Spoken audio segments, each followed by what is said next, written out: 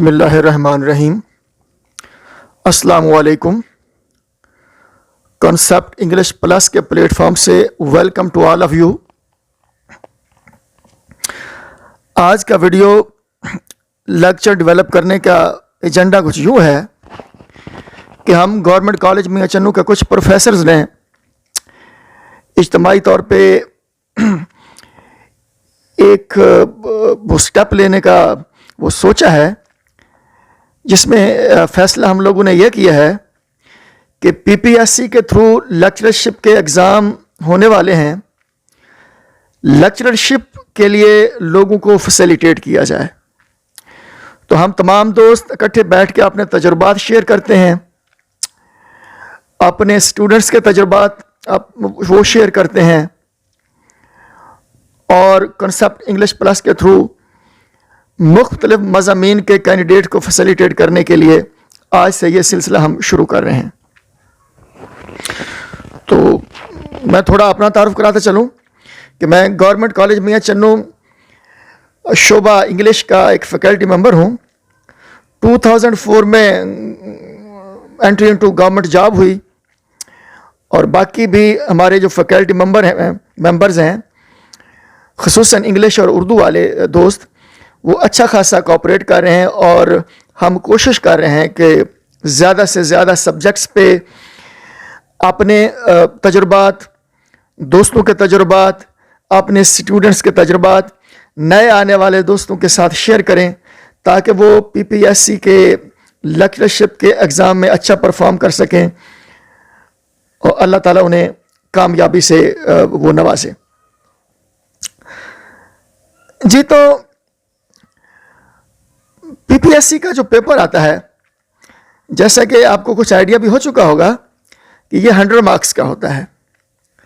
इसमें 100 MCQs होते हैं, जिसमें 80% जो है वेटेज वो सब्जेक्ट को दी जाती है और 20% वेटेज जो है वो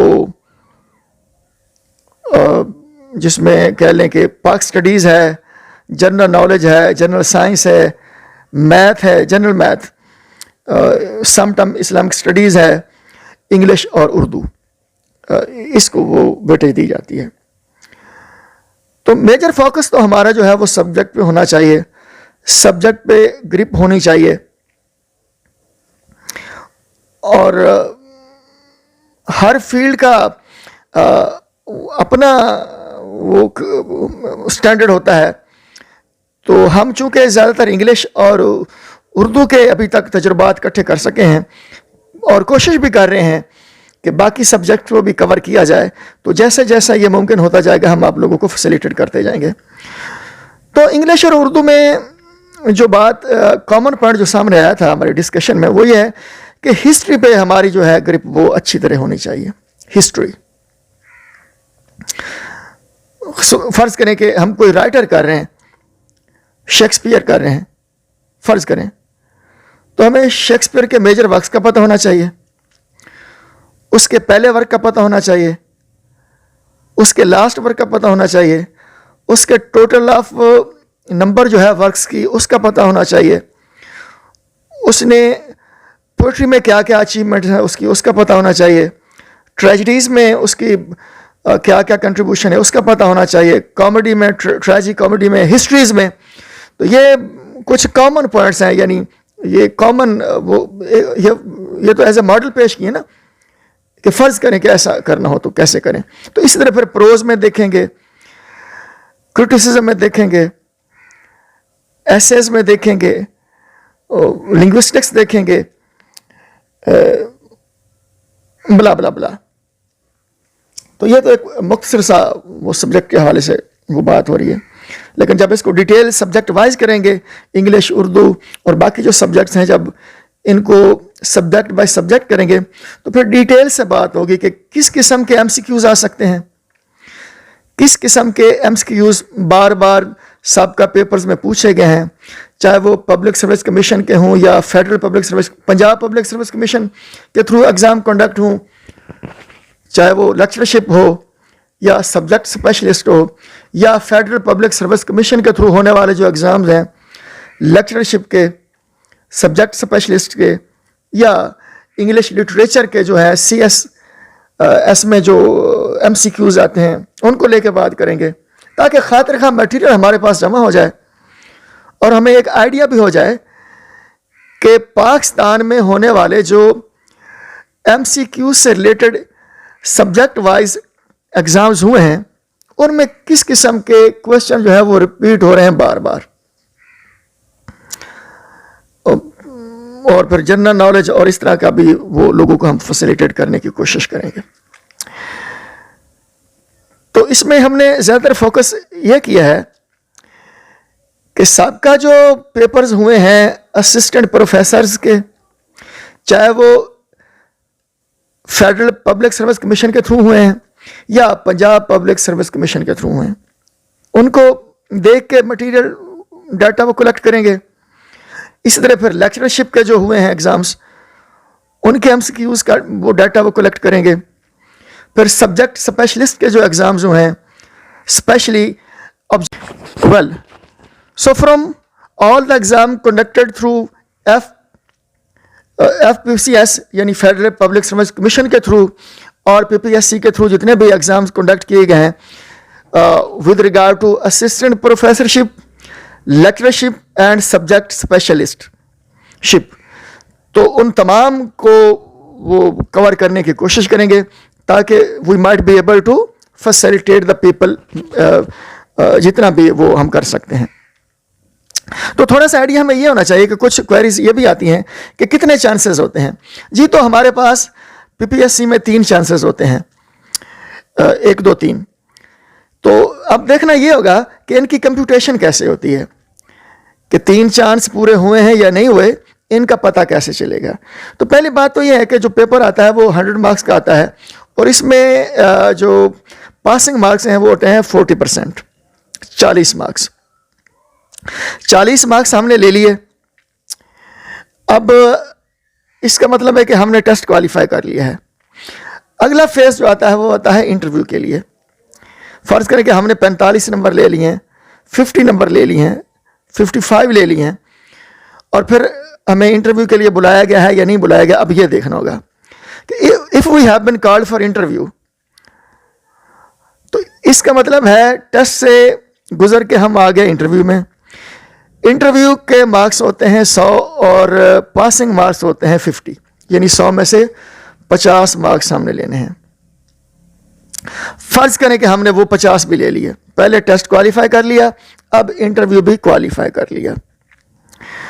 और अब अगला जो वो मरला है वो है सिलेक्शन का। अब देखना ये होगा कि सिलेक्शन हुई है या नहीं हुई। अगर तो सिलेक्शन हो गई है तो हम तो पहले ही मरले में सुरखरू हो गए। अल्लाह ना करे अगर नहीं हुई तो फिर ये देखना होगा कि चांस बचा है या ज़ाय हो गया है।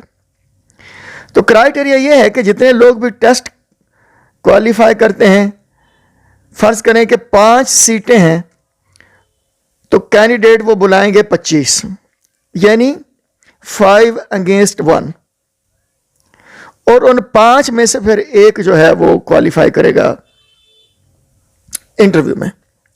ठीक है जी, 5 लोग उसमें बोले क्या। फ़र्ज़ करें टेस्ट भी क्लियर, इंटरव्यू भी क्लियर और अल्लाह ना करे किसी वजह से सिलेक्शन नहीं हो पा रही, तो इसका मतलब है टेस्ट में से 40 हमारे आ गए थे, ये क्राइटेरिया पूरा हुआ। इंटरव्यू में 50 आ गए, ये क्राइटेरिया भी पूरा हुआ। अब सिलेक्शन नहीं हुई तो इसका मतलब है चांस हमारा इंटैक्ट है, यानी चांस हमारा ज़ाया नहीं हुआ। अब भी अगर एग्ज़ाम देंगे तो फिर भी हमारे पास 3 चांसेस होंगे। अच्छा, चांस पर ज़ाया कब होता है? चांस ज़ाया तब होता है कि जब एग्ज़ाम में 40% मार्क्स हमारे ना आए, या एग्ज़ाम क्वालिफाई हम कर जाएं, 40% आ जाएं, और इंटरव्यू में 50% जो पासिंग मार्क्स थे वो ना आए, तो फिर चांस जाके ज़ाया होता है। अदरवाइज चांस ज़ाया नहीं होता। फॉर एग्जाम्पल अब 10 दफ़ा भी ऐसा हो जाता है और 10 दफ़ा आप टेस्ट भी क्वालिफाई कर लेते हैं, इंटरव्यू भी क्वालिफाई कर लेते हैं, सिलेक्शन नहीं होती, अल्लाह ना करे, तो इसका मतलब है 10 चांसेस के बाद भी आपके पास 3 चांसेस इंटैक्ट पड़े हैं, चांस आपका कोई ज़ाया नहीं हुआ। ये तो चांसेस को लेकर बात होगी। अच्छा जी, अब फिर देख लेते हैं कि स्कीम ऑफ जो पेपर है उसमें क्या तजुर्बात हमने वो हासिल किए दोस्तों से क्या शेयर हुआ, हमारे जो स्टूडेंट्स एग्ज़ाम दे के आते हैं वो हमें क्या बताते हैं, उसकी रोशनी में अब हम आपको थोड़ा फैसिलिटेट करेंगे कि वो पेपर्स में किस किस्म का वो चलता है इसका हिसाब किताब। तो 80 नंबर तो हो गया सब्जेक्ट, इस पे बात थोड़ी हुई है, बाकी डिटेल में हम बात करेंगे जब सब्जेक्ट बाय सब्जेक्ट बात करेंगे, तो फिर इसमें इंशाल्लाह डिटेल से भी बात होगी कि किस किस्म के राइटर्स, किस किस्म के एमसीक्यूज़ पे अगर फोकस किया जाए तो पेपर अटेम्प्ट करना आसान हो जाता है। पहला तो हमने ये देखना होगा, जब पेपर हमारे पास आएगा एक दफ़ा पढ़ लेना है, लेड पेंसिल हमारे पास होनी चाहिए। कुछ एमसीक्यूज़ तो ऐसे होंगे जो पहली नज़र ही हम पढ़ेंगे तो हमें पता चलेगा कि इसका करेक्ट ऑप्शन जो है, आंसर वो ये है, उसको लेड पेंसिल से आप टिक कर लें। रबर भी आपके पास होगी, एंड पे उसको अगर कोई कमी बेशी है तो उसको रिमूव भी किया जा सकता है, कुछ नहीं होने वाला। फिर दूसरी नज़र में जब हम पढ़ेंगे तो कुछ क्वेश्चन जो है वो दूसरी दफ़ा पढ़ने से क्लियर हो सकते हैं, और कुछ में होगा कि ये हो सकता है या इसका ऑप्शन ये हो सकता है। जैसे शेक्सपियर ने कहा था कि to be or not to be, that is the question, कि इसका आंसर ये है या ये है। वहां पे हम थोड़ा पजल होते हैं। तो इसमें चूंकि नेगेटिव मार्किंग होती है, ये भी थोड़ा खौफ होता है कि कहीं अगर गलत ऑप्शन पर टिक कर देते हैं तो नेगेटिव मार्किंग में आके वो मार्क्स नीचे ना आ जाएं, जो दुरुस्त किए हैं वो भी कहीं वो हमारे गलत ना कंसीडर हो जाएं। तो ये भी थोड़ा कनिक रहने की ज़रूरत है। लेकिन जहाँ पे टू बी और नॉट टू बी है, एक तो है ना कि 100% पता है कि ये ठीक है, और एक 100% ये भी पता चल जाता है कि ये इस क्वेश्चन का जवाब हमें नहीं आता। वहाँ पे बिल्कुल तुक्का लगाने की ज़रूरत नहीं है। तुक्का कहाँ पे लगाते होते हैं? जहाँ पे टू बी और नॉट टू बी, यानी 4 ऑप्शन है, हमें पता चल गया है कि इसका ए भी नहीं है, बी भी नहीं है, अब सी और डी हमारे पास फर्ज करें बचता है, तो हमें लगता है यार ये इसका सी हो सकता है जवाब, या इसका डी हो सकता है। तो वहाँ पे रिस्क लेना है, उसको ड्रॉप नहीं करना। वैसे कुछ दोस्त कहते हैं कि ज़्यादातर सी वाला ऑप्शन ऐसे मामलात में ठीक निकल आता है। बहरहाल इसको थोड़ा वो कॉमन सेंस भी वो देखेंगे क्या करना, ये तो इसको इस तरह टैकल करेंगे। पाक स्टडीज़ में कॉमनली जो फर्ज करने के जो पिछला असिस्टेंट प्रोफेसर का जो टेस्ट हुआ था इंग्लिश के हवाले से, उसमें एक क्वेश्चन पूछा गया था कि फैसल मस्जिद का मॉडल किसने बनाया था? ठीक है ना जी, who made the model of Faisal mask.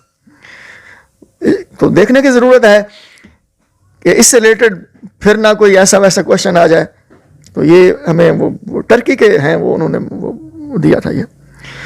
फिर जीके में जनरल नॉलेज जो है इस पे वो बात करते हैं, और ज़्यादातर जो दोस्त वो कहते हैं इसमें स्पोर्ट्स के हवाले से कुछ ना कुछ क्वेश्चन वो करते हैं।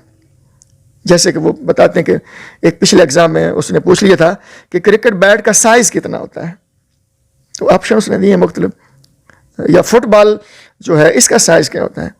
तो इस किस्म के क्वेश्चन वो जनरल नॉलेज में आ सकते हैं। जैसे फुटबॉल का अमूमन जो है वो 410 या 450 ग्राम के लगभग वो वेट होता है। फिर जनरल साइंस जो है कुछ ज़्यादा एमएससी वो फिज़िक्स करने की ज़रूरत नहीं है, बस सिंपली वो जनरल साइंस में जो है उसको वो देखना होगा। मैथ भी वो टिपिकल से होता है, आम छोटी क्लासेस में जैसे होता है उसी से वो पूछेगा, ज़्यादा वो डेप्थ में नहीं जाते होते हैं। मसलन प्रोपोर्शन से रिलेटेड क्वेश्चन आ सकते हैं, परसेंटेज के हवाले से आ सकता है, मीन मोड मीडियन इसके हवाले से क्वेश्चन आते रहते हैं, प्रॉफिट लॉस से रिलेटेड क्वेश्चन आते रहते हैं। और फिर कंप्यूटर का भी इसमें वो थोड़ा शामिल करते हैं टच। तो कंप्यूटर में भी ज़्यादा डेप्थ में जाने की ज़रूरत नहीं है, सिंपली वो शॉर्ट कीज़ जो हैं इनका हमें पता होना चाहिए, ज़्यादातर यही पूछी जाती हैं। मसलन पिछले जो है वो पेपर जो आया था लेक्चरशिप का अपना असिस्टेंट प्रोफेसर का, तो उसमें अनडू का शॉर्ट कट जो है वो पूछा गया था कहते हैं। तो लेक्चरशिप का जो सबका पेपर है उसमें एक आध पेपर में www जो है एब्रीवेशन ये किसका है इसके बारे में वो पूछा गया था कि वर्ल्ड वाइड वेबसाइट। और एक और क्वेश्चन जो है वो इससे वो ये भी बन सकता है कि गूगल का हेडक्वार्टर कहाँ पे है। तो कहने का मतलब है वेरी सिंपल और कॉमन जो क्वेश्चन है वो इसको लेके वो पूछे जा सकते हैं। इस्लामियात के हवाले से भी बाज़ का तो बिल्कुल पूछते ही नहीं है, और समटाइम पूछ भी लेते हैं। जैसा कि पिछले एक वो पेपर में पूछा गया है कि कुरान मजीद में गज़वात की तादाद कितनी का जिक्र है, कितने गज़वात का वो जिक्र है, कितने वो गज़वात का जिक्र है।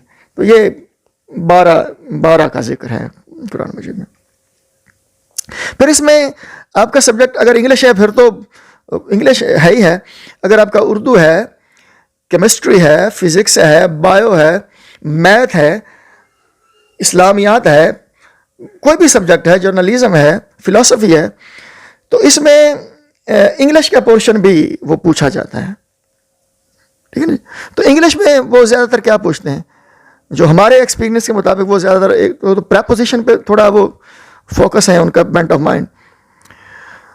सिनोनिम और एंटोनिम्स पे वो थोड़ा वो क्वेश्चन करते हैं, या फिर नरेशन और वॉइस, या डायरेक्ट एंड डायरेक्ट और पैसिव वॉइस, इससे वो पूछ लेते हैं। यही 3-4 एरियाज जो है इंग्लिश की, इनको करने की ज़रूरत है। वो ज़्यादा इसमें कोई फिलॉसफी नहीं है। उर्दू से के हवाले से भी ये वो क्वेश्चन करते हैं। इसमें ज़्यादातर वो किसी ना राइटर का नाम पूछ लेते हैं। मसलन पिछला जो पेपर हुआ था, वो कहते हैं कि उसमें आब हयात के राइटर का नाम पूछ लिया गया था। आब हयात, तो ये मोहम्मद हसन आज़ाद हैं ग़ालिबन इनके वो राइटर। और फिर वाहिद और जमा, इनको पूछा जा सकता है। जैसे वो कहते हैं कि एक आध पेपर में दौलत का जो है वो प्लूरल पूछा गया है, जमा, तो दौलत का वो जो जमा होता है वो दौल होता है, आपको पता ही है। और फिर मुहावरा और फ़िक्रात की दुरुस्तगी, इस पे भी हमारी नज़र होनी चाहिए। तो इससे अच्छा खासा जो है, बल्कि उम्मीद है कि बहुत ही अच्छा खासा पेपर इसी में से वो आ सकता है। तो जब हम बात करेंगे सब्जेक्ट बाय सब्जेक्ट, उसमें फिर हम देखेंगे कि सब्जेक्ट में किन एरियाज़ पे साबका पेपर्स के सेटर ने फोकस किया है, और उन्हीं की रोशनी में अगर हमने प्रिपेयर करना है तो किन किन चीज़ों पे फोकस करना होगा। तो आप हमारे साथ जुड़े रहें, इंशाल्लाह फ़ायदा होगा। अस्सलामु अलैकुम।